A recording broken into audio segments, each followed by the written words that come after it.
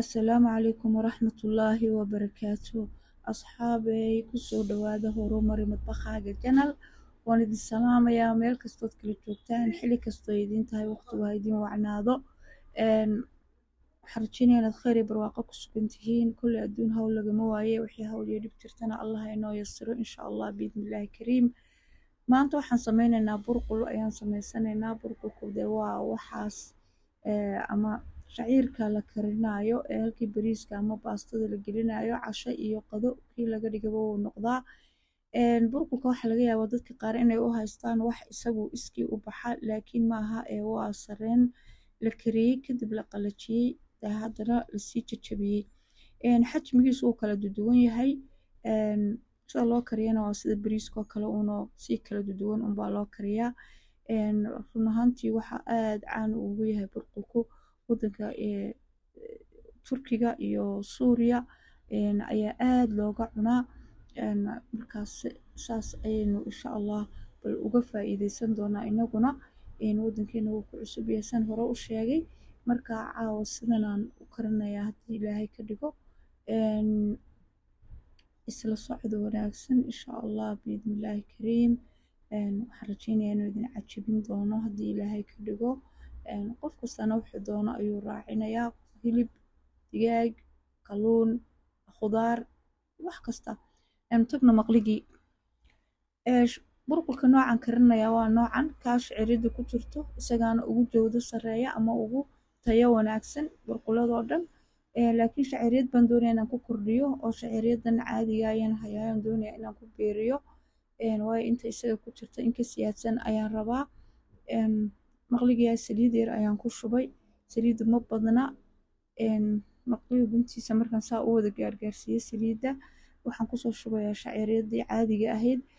Waxa shaciiriyad Bagastaaniya jirto tan ka dhuudhuuban waddankeennii way taalay taasaa kaga sii fiican. Tan qofka hayana dhib ma laha way ku galaysaa kaalinteeda. Bunni markay noqotay sidaas aan u soo shawixiyey isaa u soo baroon noqotay. Qofkii doonaya intaa uu ka sii madoobeyn karaa, laakiin intaas unbaan insha Allah anigu ku daynayaa. Markaan shaciiriyadiisa aynu u diyaarsanay waxaynu sameynaynaa khudaartii ayaynu soo sameysanaynaa aan ku dalci lahayn. Toontii, xabuubtii, barbarooniyadii, basashii ayaan halkan isugu keenay. Halkaasaan ku yara shiidayaa. Qofkii aan haynin dibooyo ku tumi karaa, kii kale wuu yaryareyn karaa.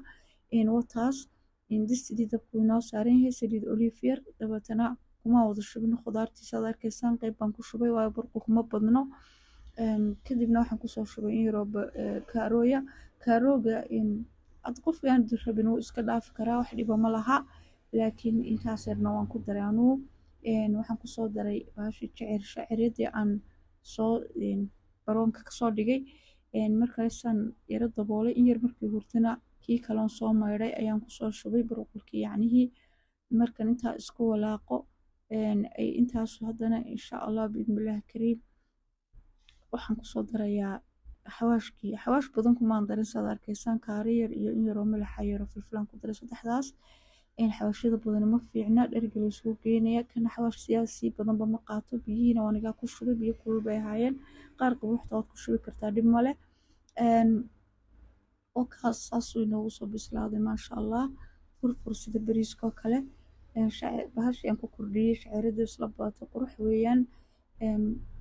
Markuu saas aan intaas aan saas isu soo dhamaynay waxaan jarjaraynaa in yaroo barbarooni ah, fulful alwaan ama barbaroonida noocyada kala duwan. Soo kale basal baar yar. Intaas markaynu googoynana dusha ayaynu kaga shubaynaa. Dusha markaynu kaga shubno saas inugu yar sameynaa. Waxayna siinaysaa nekho ama ur aad u udgoon dhadhan iyo midab qurux badan insha Allah biidnillaahi kariim. Saas ayaan u daboolayaa haddii la yiraahdo. Markaan daboolo ay soo yar huurto intay noo soo huurayso insha Allah biidnillaahi kariim sharaabkaan sameysanaynaa. Sharaabka waxaan ka sameynayaa khuuq. Khuuqa waddankeennii muu ooli jirin haddaan imika la keenin. Khuuq waa peach luqadda Englishka peach baa la dhahaa. Markaas tiirka sare qofkii doonaya wuu ku deysan karaa. Anu waan ka dhilayaa caawa. Laakiin qofkii rabo wuu ku deyn karaa kadibna wuu shaandhaynayaa. Anu laakiin taas ka dhilaan saa ku shiidayaa.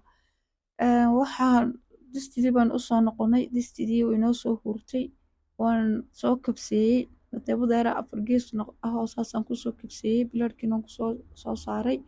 Qofkii doonaa wax alla wuxuu doono hareeraha ka dhigi karaa. Habeenkii laakiin khudaartaa fiican, markaa khudaar ayaan hareeraha kasoo dhigay. Biijkii iyo choice seed aan kusoo darayna sharaabkii buu inoo yahay, waa idinkaa arkaya asxaabay. Xaggan waxa yaalana waa shin yaroo timir iyo xabuub iyo waxyaabahan kasoo sameeyey. Waxaan rajeynayaa inaynu si fiican uga faa'iideysan doono insha Allah biidhnillaahi kariim. Dadka waaweyn, dadka macaanka leh, dadka diet-ka ku jira aad buu ugu fiican yahay. Waxaan rajeynayaa insha Allah biidhnillaahi kariim inuu ina wada anfici doono. Sidaa iyo asxaabay waxaan idinku dhaafayaa amaano Allah, casharo dambe oo xiiso leh insha Allah. Wassalaamu calaykum waraxmatullaahi wabarakaatuh.